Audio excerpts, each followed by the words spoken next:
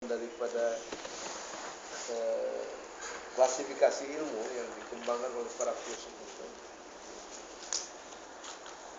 dan juga bagaimana memasukkan nilai-nilai keislaman pada kajian psikologi yang sampai sekarang ini didominasi oleh pandangan barat.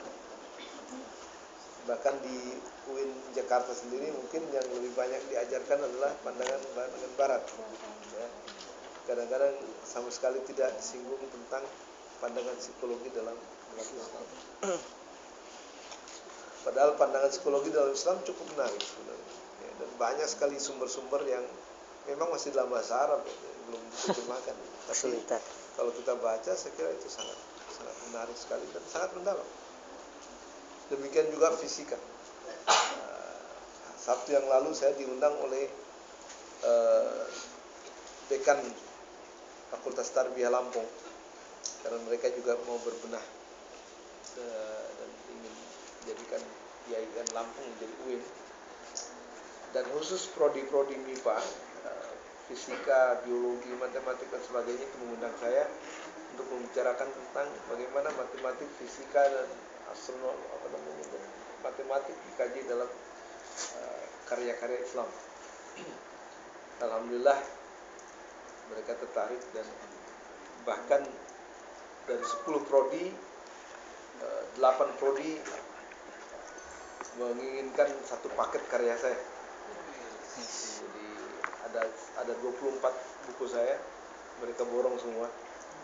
Dari 8 mungkin 2 prodi lagi akan nyusul. Karena apa? Menurut dekan ini penting untuk menyatukan dulu pandangan, ya kan? Jadi kalau yang satu baca, yang satu tidak, mungkin bisa susah untuk merealisasikannya nanti sekali IAIN Lampung menjadi ini. Jadi di Surabaya cukup strategis sebenarnya peranannya. Dan alhamdulillah saya ketemu dengan Direktur Islam Negeri Jenderal Dirjen IAIN dan juga Dirjen Dikti sekaligus, Pak Joko Santoso dan Dirjen dari Depag.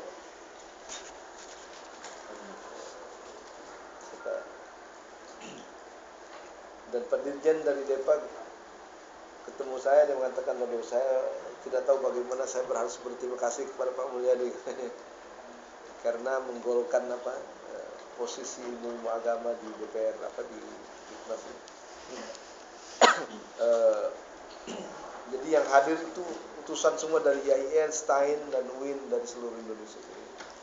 Cukup strategis. Kemudian di Medan, yang kemarin itu ada di Medan, dan kita diskusi di hotel Mickey Holiday di Brastagi, puncaknya Medan. Dan kita kedinginan banget, salah kostum gitu. Harusnya pakai baju tebal gitu.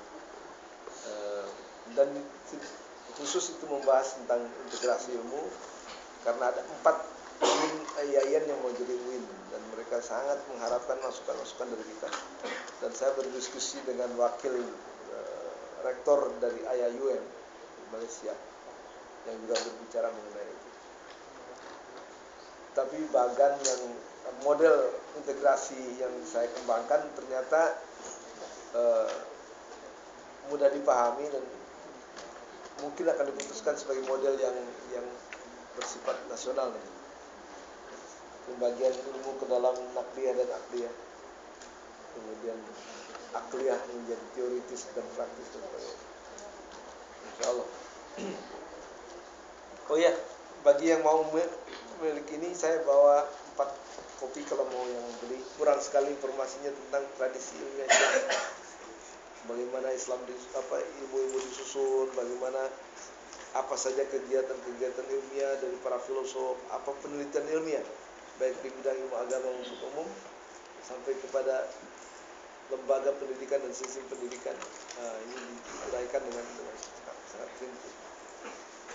Dan suatu waktu saya diundang ke Bandung, di mana di situ didatangkan para peneliti inovatif satu provinsi satu orang, dan alhamdulillah mereka puas dengan memiliki buku ini karena itu diwajibkan oleh Depak untuk memiliki satu provinsi satu buku. Karena saya bilang kalau hanya ceramah saja setengah jam nggak mungkin, jadi Anda harus bawa oleh-oleh.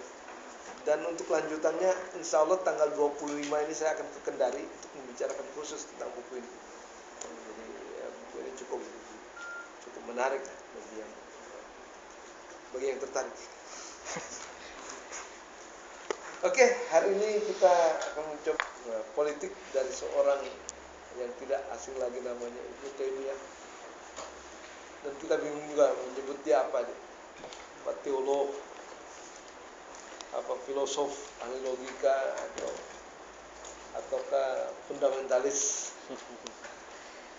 Karena telah menginspirasi Abdullah bin Abdul Wahab, inspirasi gerakan Wahabiyah yang sangat kental fundamentalismenya. Tapi betapapun Ibnu Taimiyah menguasai banyak ilmu, dia juga walaupun dia menentang tasawuf tertentu seperti Ibnu Arabi dan sebagainya, tapi dikatakan dia sendiri juga mempraktikkan tasawuf. Tapi posisinya dia sebagai mutakallim atau posisinya sebagai ahli logika kita akan singkirkan dulu. Kita akan fokus kepada Ibnu Taimiyah sebagai ahli atau pemikir politik. Dan ini tentu saja masuk ke dalam barisan kaum juris fuqaha, ya, yang sebagaimana kita telah diskusikan, yaitu Al-Ghazali, Al-Mawardi, kemudian siapa? Ibnu Jamaah dan Ibnu Taimiyah. Saya nggak tahu setelah ini siapa? Al-Farabi, ya.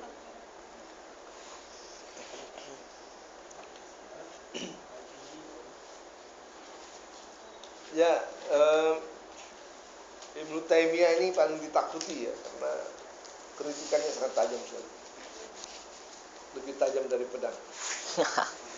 Katanya kalau pedang melukai badan, lisan melukai hati. Banyak yang terluka hatinya nih oleh Ibnu Taimiyah. Tapi dia lakukan demi kebaikan. Jadi nggak apa-apa sakit-sakit sedikit. Ya kan, pahit-pahit sedikit, tapi kalau obat dia menyembuhkan. Ya, saya kira itu saja dulu.